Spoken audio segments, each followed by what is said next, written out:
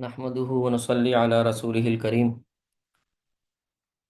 النبی الخاتم کا درس جاری ہے۔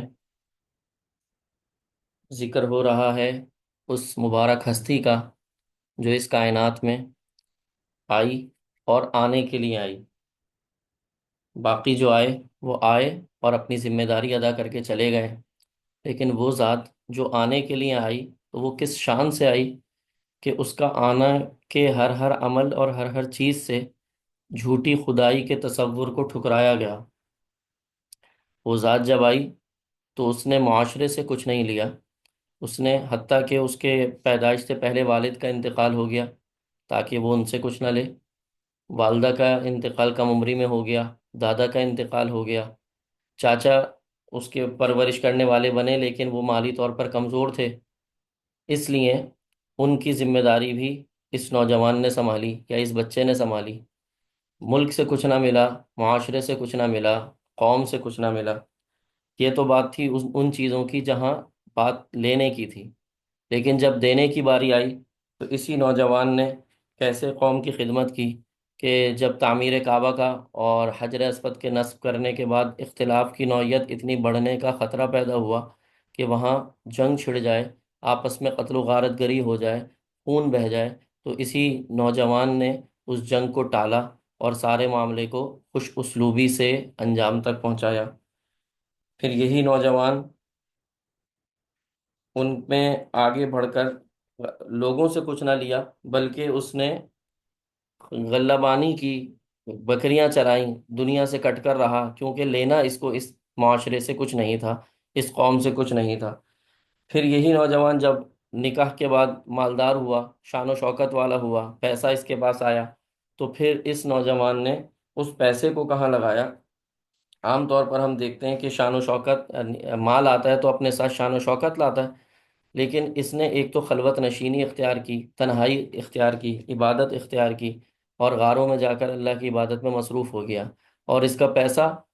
سودی کاروبار میں نہیں لگا یا دوسرے کاروبار میں نہیں لگا، دنیا کو حاصل کرنے میں نہیں لگا، بلکہ اس کا پیسہ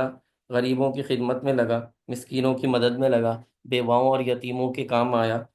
قرض داروں کے قرض اتارنے میں مدد کی، تو اچھے کاموں میں اس کا پیسہ خرچ ہوتا رہا۔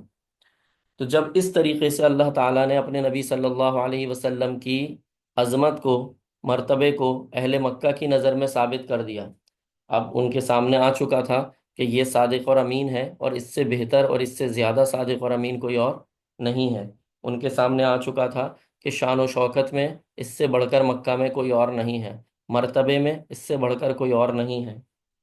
سچائی میں، امانت اور دیانت میں اس سے بڑھ کر کوئی نہیں ہے، اخلاق میں، اخلاص میں اس سے بڑھ کر کوئی نہیں ہے۔ تو اب یہ وقت آن پہنچا تھا کہ اہل مکہ کے سامنے اس ذات کو پیش کیا جائے اور ان کو کہا جائے کہ تم آزمانا چاہتے ہو تو آؤ آزما لو، اچھی طرح جانچ لو، کیا یہ صرف باتیں ہیں یا واقعی اس شخص کے جیسا کردار، اس شخص کے جیسی عظمت کسی اور کو حاصل ہے؟ اس بات کو جانچنا چاہتے ہو تو آؤ جانچ لو۔ تو اب موقع آ چکا تھا کہ اللہ کے نبی صلی اللہ علیہ وسلم کو وہی ان پر نازل کی جائے، اور وہی نازل کرنے کے بعد ان کو لوگوں کے سامنے، اہل مکہ کے سامنے پیش کر دیا جائے کہ اگر تم آزمانا چاہتے ہو تو آزماؤ، اور آزمانے کے بعد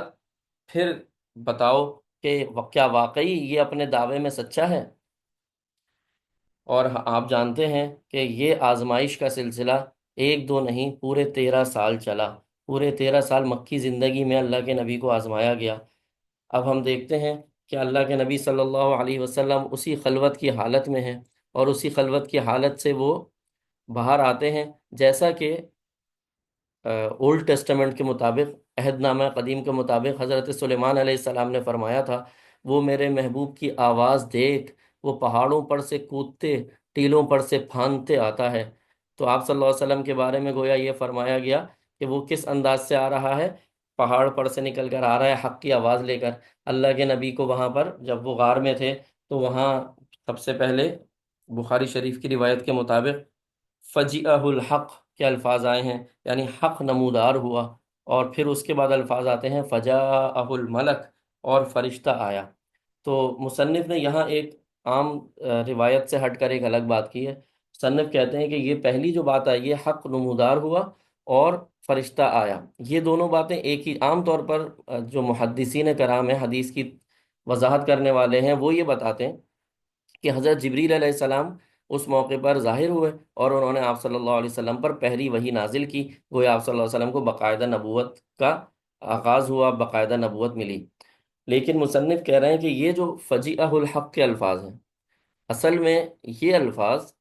اس بات کی طرف اشارہ کر رہے ہیں کہ جیسے حضرت موسیٰ علیہ السلام کو آگ دکھائی گئی تھی اور ایک روشنی نظر آئی تھی پہاڑ پر، اور اس میں ایک الفاظ تھے قرآن کے مطابق، اننی انا اللہ لا الہ الا انا، کہ ہاں میں ہی اللہ ہوں، کوئی معبود نہیں لیکن میں ہی، کہ یہ آواز انہوں نے سنی تھی۔ اسی طرح آپ صلی اللہ علیہ وسلم کے سامنے بھی کوئی نور پہلے واضح ہوا، اور اس کے بعد وہ اللہ کا نور تھا، اس کی کیا حالت تھی کیونکہ اس کے بارے میں ہم نہیں جانتے، لیکن روایت اور حدیث کے الفاظ سے یہ ظاہر ہوتا ہے کہ کچھ نور پہلے ظاہر ہوا اور اس کے بعد فرشتے ظاہر ہوئے اور انہوں نے آ کر آپ صلی اللہ علیہ وسلم پر پہلی وحی نازل کی۔ اور اب آپ صلی اللہ علیہ وسلم جب اس پہاڑ سے نکلے تو گویا ایک آفتاب کے مانند تھے۔ اب اور حقیقت یہ ہے کہ ایک بندہ اس بات سے تو انکار کر سکتا، یہ تو کر سکتا ہے کہ وہ کہے میں آفتاب کو دیکھا ہی نہیں، وہ اپنے آپ کو ایسا بنا لے کہ میں سورج کو دیکھوں گا ہی نہیں، تو یہ تو انسان کے لیے ممکن ہے، لیکن سورج کو دیکھنے کے بعد اس کی چمک سے انکار کون کر سکتا ہے؟ انسان یہ تو کر سکتا ہے کہ آگ کو نہ چھوئے، لیکن اگر آگ کو چھوئے گا تو اس کی گرمی کا انکار کیسے کر سکتا ہے؟ تو اگلا مرحلہ یہی تھا۔ لہٰذا آپ صلی اللہ علیہ وسلم اب اپنے تمام جاہ و جلال کے ساتھ، اپنے تمام عظمتوں کے ساتھ، اپنے تمام بلندیوں کے ساتھ اہل مکہ کے سامنے موجود تھے۔ لہٰذا اہل مکہ کا اب جو ان کے سامنے چیلنج تھا وہ یہ تھا کہ اس ذات کو آزمانا ہے، ہر طرح آزمانا ہے، ان کو ایجابی طور پر بھی آزمانا ہے اور سلبی طور پر بھی آزمانا ہے۔ ایجابی طور پر آزمائیں گے کیسے؟ یعنی دے کر آزمائیں گے۔ سلبی طور پر آزمائیں گے کیسے؟ یعنی لے کر آزمائیں گے۔ تو سب سے پہلے تو کوشش ہوئی ایجابی طور پر آزمانے کی، یعنی ان کو دیا گیا، آفرز کی گئیں، ان کو زر لے کر دوڑے، ان کو سونے کا کہا گیا آپ کو گولڈ دے دیتے ہیں، زمین کو آفر کی گئی، مکہ کی سب سے خوبصورت خاتون سے شادی کروانے کی آفر کی گئی۔ تو ہر طریقے سے ان کو آزمایا گیا، ان کو دینے کی باتیں کی گئیں، تم یہ بھی کر لو، تمہیں مال چاہیے مال دیں گے، تمہیں مرتبہ چاہیے، تمہیں بادشاہت چاہیے، تمہیں سرداری چاہیے، یہ سب دیں گے۔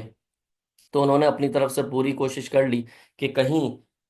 اس میں کیا ہے، اس کے اندر مال ہے، مال کی طلب ہے، جاہ اور مرتبے کی طلب ہے، یا کچھ اور ہے، لیکن سچ کے سوا اس میں کچھ نہیں نکلا، اخلاص کے سوا اس ذات میں کچھ نہیں تھا۔ ہر آزمائش، ہر جانچ کا آخری نتیجہ یہی برآمد ہوا کہ یہ ذات ہر لحاظ سے پاک، صاف ستھری اور نکھری ہوئی ہے۔ لہٰذا ان کی ایجابی کوششیں، یعنی دے کر آزمانے کی کوششیں تو ناکام ہو گئیں۔ اب اگلا مرحلہ آیا کہ اگر ایسے نہیں مانتا تو چلو اب ہم اس سے سلبی طور پر آزماتے ہیں، اب تکالیف دی جائیں گی۔ تکالیف دینے میں آپ صلی اللہ علیہ وسلم کو براہ راست تکلیف دینا ان لوگوں کے لیے اتنا آسان نہیں تھا۔ آپ صلی اللہ علیہ وسلم کا تعلق ایک ایسے قبیلے سے تھا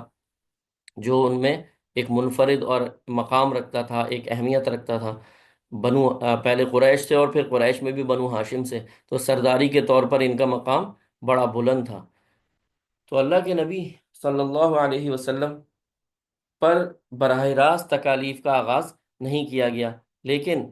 آپ سب سے پہلے آغاز ہوا آپ صلی اللہ علیہ وسلم کے صحابہ سے۔ اللہ کے نبی کے صحابہ کو تکالیف دی گئیں، ان کو تپتی ریت پر لٹایا گیا، ان کو کوئلوں پر ان پر لٹایا گیا، ننگی پیٹوں کے ساتھ چلتی ہوئی ریت پر لٹایا گیا، پہاڑ پر لٹایا گیا، جانوروں کو جیسے باندھ کر گھسیٹا جاتا ہے ویسے ان کو باندھ کر گھسیٹا گیا۔ تو اس طریقے کی مشقت سے ان کو گزارا گیا۔ اور ایک طرف یہ ان لوگوں کے لیے بھی مشکل تھا جن پر یہ ہو رہا تھا، لیکن بہت بڑی آزمائش یہ اس ذات کی بھی تھی جو رحمت للعالمین بنایا گیا تھا۔ تو اپنے انسان خود تکلیف برداشت کر لیتا ہے، لیکن اپنے لوگوں کو اپنی وجہ سے اور اپنے دین کی وجہ سے تکلیف میں دیکھنا یہ آسان نہیں ہوتا۔ تو آپ صلی اللہ علیہ وسلم کو اس تکلیف سے گزارا گیا کہ ان کے چاہنے والے اور ان کے محبوب اور جن سے اللہ کے نبی بہت محبت کرتے تھے، ایمان کی برکت کی وجہ سے ان لوگوں پر بہت مشقت اور تکالیف میں ان کو رکھا گیا۔ اور کوشش کی گئی کہ اب یہ کمزور پڑ جائے اور اب اس کے صبر کا پیمانہ لبریز ہو جائے اور یہ حق بات کو چھوڑ دے، حق دین کی طرف بلانا چھوڑ دے۔ لیکن اتنی مشکلات کے باوجود یہ چٹان نہ ہل سکی۔ آپ صلی اللہ علیہ وسلم اپنی جگہ پر جمے رہے اور آنکھوں میں آنسو آئے، بس ہوا تو اتنا ہوا کہ ان کی آنکھوں میں آنسو آئے، اور ان کی جب زبان ہلی تو انہوں نے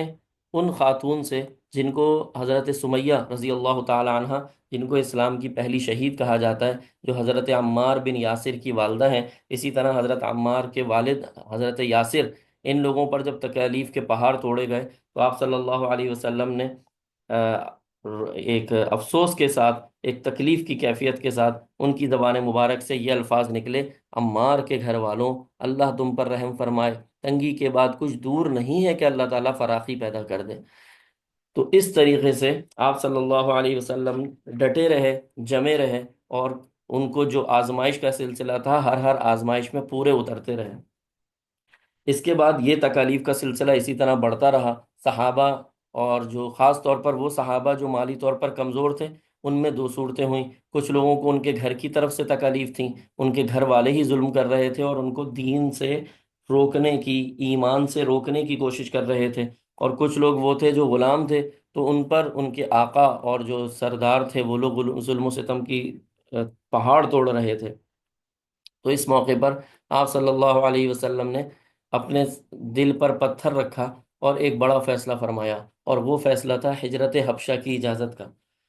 اس مشکل وقت میں عام طور پر ہم دیکھتے ہیں کہ چڑیوں کے بھی اپنے گھونسلے ہوتے ہیں جس میں وہ چھپ جاتی ہیں، لیکن یہ جو مکہ کے بیچارے مظلوم اور غریب لوگ تھے، ان کے پاس تو ایسی کوئی جگہ نہیں تھی۔ تو آپ صلی اللہ علیہ وسلم نے ان لوگوں کے ساتھ اپنے سینے پر، اپنے دل پر پتھر رکھ کر اپنی چہیتی صاحبزادی حضرت رقیہ رضی اللہ تعالی عنہ اور ان کے شوہر یعنی اپنے داماد حضرت عثمان رضی اللہ تعالی عنہ کو کہا کہ آپ لوگ ایک مسلمانوں کے ایک گروہ کے اور ایک جماعت کے ساتھ حبشہ کی طرف ہجرت کر جائیں، وہاں جا کر رہیں، اور وہاں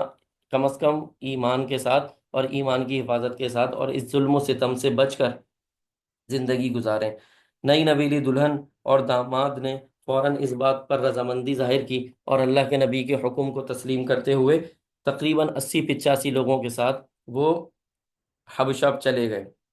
اس وقت حبشہ ایک مضبوط مملکت تھی، اور یہ ایک مضبوط علاقہ تھا، یہاں کا بادشاہی نظام بہت مضبوط تھا۔ حضرت عثمان وغیرہ وہاں پہنچے تو ان کے ساتھ یہاں جو ایک اور ہستی ان 80-85 لوگوں میں تھی، وہ حضرت جعفر طیار تھے۔ حضرت جعفر طیار آپ صلی اللہ علیہ وسلم کے کزن تھے، چچا زاد بھائی تھے، حضرت علی رضی اللہ تعالیٰ عنہ کے بڑے بھائی تھے۔ یہاں ایک بات اور بھی غور کرنے والی ہے کہ ایمان کی دنیا میں ہمیشہ ایسا دیکھا گیا ہے کہ ظلم و ستم سے ایمان کو روکنے کی کوشش کی جاتی ہے۔ ایمان ظلم و ستم سے پھیلتا نہیں ہے، وہ تو اپنی جگہ خود بخود دلوں میں بناتا ہے، لیکن ایمان سے روکنے کی کوشش ہمیشہ ظلم و ستم سے ہوتی ہے۔ اگرچہ کہنے والے یہ کہتے ہیں، بے ایمانوں نے دنیا میں یہی پھیلایا ہے کہ ایمان تو جبر سے پھیلا ہے، اسلام تو تلوار سے پھیلا ہے، لیکن حقیقت میں کیا ہے کہ اسلام کو اور حق کو ہمیشہ تلوار سے اور ظلم و ستم سے روکا گیا ہے۔ خیر، بات کو آگے بڑھاتے ہیں۔ آپ صلی اللہ علیہ وسلم کے یہ چاہنے والے حبشہ نجاشی کے پاس پہنچے، اس کے دربار میں، لیکن اب آزمائش کا سلسلہ رکا نہیں تھا، لہٰذا یہ جو آزمانے والے تھے، مکہ کے لوگ تھے، یہ بھی ان کے پیچھے پیچھے حبشہ پہنچے، اور گویا وہاں جا کر انہوں نے اللہ کے غلاموں کو اپنا غلام بنانے کی کوشش کی، اور وہاں اچھل اچھل کے انہوں نے نجاشی کے دربار میں کہا کہ ہماری تلواروں کے لیے خون دیا جائے، انگاروں کے لیے کباب دیے جائیں، ہمیں یہ لوگ ہمارے حوالے کر دیے جائیں۔ اس موقع پر نجاشی کے دربار میں حضرت جعفر طیار رضی اللہ تعالی عنہ کھڑے ہوئے اور انہوں نے ایک خوبصورت تقریر فرمائی۔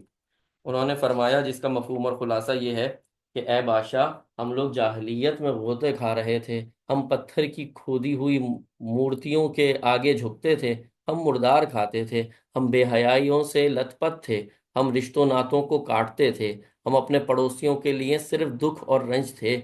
زور والے ہمارے بے زوروں کو نگلتے چلے جا رہے تھے، ہم میں اس طرح طرح طرح کی برائیاں تھیں۔ ایسے میں ہمارے درمیان اللہ نے ایک شخص بھیجا جس نے ہمیں گندگیوں سے، جھوٹے پتھر کی خدائی کے تصور سے اور ان سب چیزوں سے نکالا۔ اس نے ہم پر اصرار کیا کہ جس کی امانت ہو اس کو واپس کر دیں، رشتوں کو اور بربادیوں کو برادریوں کو جوڑیں، پڑوسیوں سے حسن سلوک برتیں، اللہ نے جن باتوں سے ٹوکا ہے اس کے خون سے روکا ہے ان سے رک جائیں۔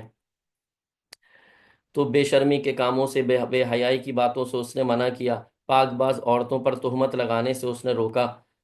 اس نے ہمیں نماز پڑھنے کا حکم دیا، زکوٰۃ دینے کا حکم دیا۔ تو حضرت جعفر نے فرمایا کہ ہم اس پر سچا یقین کرتے ہیں، اس کی تصدیق کرتے ہیں، اس کی باتوں کو مانتے ہیں، جو کچھ اللہ کے یہاں سے لایا ہے اس پر ہم چلتے ہیں، اسی کے مطابق زندگی گزارتے ہیں، اس لیے ہم صرف اللہ ہی کو پوچھتے ہیں اور اس کے ساتھ کسی کو شریک نہیں سمجھتے۔ اللہ نے جن چیزوں کو حرام کیا ہے ہم نے بھی اس کو حرام کیا، جن چیزوں کو اس نے حلال کیا ہم نے بھی ان کو حلال کیا۔ سناٹا چھا گیا دربار میں، اور وہ مطلق العنان مضبوط ترین بادشاہ بھی چیخ اٹھا، روتے ہوئے کہتا تھا، ایسوں کو کون دے سکتا ہے، ان کو کیسے حوالے کیا جا سکتا ہے؟ تو بات یہی ہے کہ آفتاب جب سامنے چمک رہا ہو تو جو آنکھیں بند کر لے وہ تو اس کی عظمت کا انکار کر سکتا ہے، لیکن جو اپنی آنکھوں سے اس آفتاب کو دیکھ لے وہ اس کی عظمت کا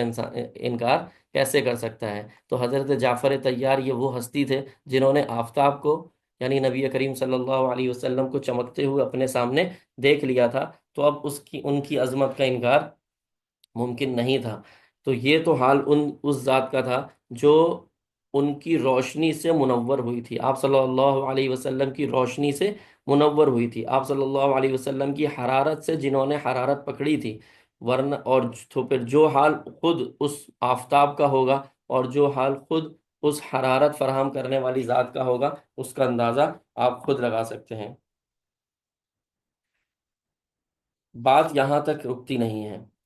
یہ معاملہ اپنی جگہ پورا ہوتا ہے، بظاہر مسلمان یہاں محفوظ ہو جاتے ہیں، لیکن جب یہ ناکامی ہوتی ہے تو اہل مکہ کے ذہن میں دوسری بات آتی ہے، اور یہ دوسری بات کیا ہے کہ 80-85 لوگ، ایک تو مسلمانوں کی تعداد ابھی پہلے ہی کم تھی، ان میں سے 80-85 لوگ بھی جا چکے ہیں، لہٰذا اب وقت آ گیا ہے کہ چلو اس کے ساتھیوں کو نہیں، براہ راست اسے تکلیف دی جائے۔ براہ راست تکلیف دینے میں آپ صلی اللہ علیہ وسلم کو ہدف بنانے کا اور ان کو اب ٹارگٹ کرنے کا سوچا گیا کہ ان کو اب نقصان پہنچائیں گے، لیکن دوبارہ میں نے کچھ دیر پہلے بھی عرض کیا، قریش ایک مضبوط قبیلہ، تو ان کو ان کے کسی شخص کو اور فرد کو نقصان پہنچانا اتنا آسان نہیں تھا، لہٰذا حضرت ابو طالب کو توڑنے کی کوششیں کی گئیں، ان پر دباؤ ڈالا گیا، ان کو پریشرائز کیا گیا کہ بھائی یہ تو اپنے بھتیجے کو سمجھا لو۔ ایک مدت تک حضرت ابو طالب نے اس پریشر کو برداشت بھی کیا، ان لوگوں کو ٹال مٹول کرتے بھی رہے، لیکن اللہ کو دکھانا تھا کہ تم، آپ محمد کا سہارا جس کو سمجھ رہے ہو کوئی سہارا نہیں ہے، محمد صلی اللہ علیہ وسلم کا سہارا بس ایک ہے اور وہ اللہ کی ذات ہے۔ لہٰذا ایک وقت آیا کہ حضرت ابو طالب کی جس کو وہ چٹان سمجھتے تھے، اصل میں وہ چٹان نہیں تھی، آپ صلی اللہ علیہ وسلم نے اس چٹان پر سہارا نہیں لیا تھا، بلکہ وہ خود آپ صلی اللہ علیہ وسلم کی مدد سے اپنی زندگی کو آسودہ کر رہے تھے، اچھا بنا رہے تھے، لیکن کیونکہ دنیا کی نظر میں، اہل مکہ کی نظر میں چٹان وہی تھی، لہٰذا انہوں نے حضرت ابو طالب کو پریشر ڈال کر، مجبور کر کے، دباؤ ڈال ڈال کر مجبور کر دیا کہ وہ نبی کریم صلی اللہ علیہ وسلم اپنے بھتیجے سے یہ کہنے پر مجبور ہو گئے، لا تحملنی ما لا اطیق، مجھ پر اتنا نہ لا دو جس سے میں اٹھا نہ سکوں، مجھ پر اتنا دباؤ نہ ڈالو۔ قریش کامیاب ہو گئے، وہ خوش ہو گئے کہ اب تو بھائی چٹان لڑک گئی، لہٰذا اب یہ گرے گا، اور اب یہ اس کے لیے اٹھنا ممکن نہیں رہے گا، اس کے لیے حق کا ساتھ دینا ممکن نہیں رہے گا، اب ہم کامیاب ہو گئے، اب تو ہم جیت گئے، اور اب یہ چٹان گر گئی اور اب یہ کمزور پڑ گیا، اور محمد کو نعوذ باللہ اپنے خیال سے انہوں نے ہرا دیا۔ لیکن جب سامنے سے حضرت آپ صلی اللہ علیہ وسلم کی آواز بلند ہوئی تو وہ آواز نے بتا دیا کہ خدا کی قسم، میرے داہنے ہاتھ میں آفتاب اور بائیں میں مہتاب، اگر اس لیے رکھ دیا جائے کہ میں اس امر کو اپنے ہاتھ سے چھوڑ دوں تو یہ نہیں ہو سکتا، یہ کام پورا ہوگا یا میں اس میں مر جاؤں گا۔ اللہ کے نبی نے اتنی واضح الفاظ میں اپنی بات کو ارشاد فرمایا کہ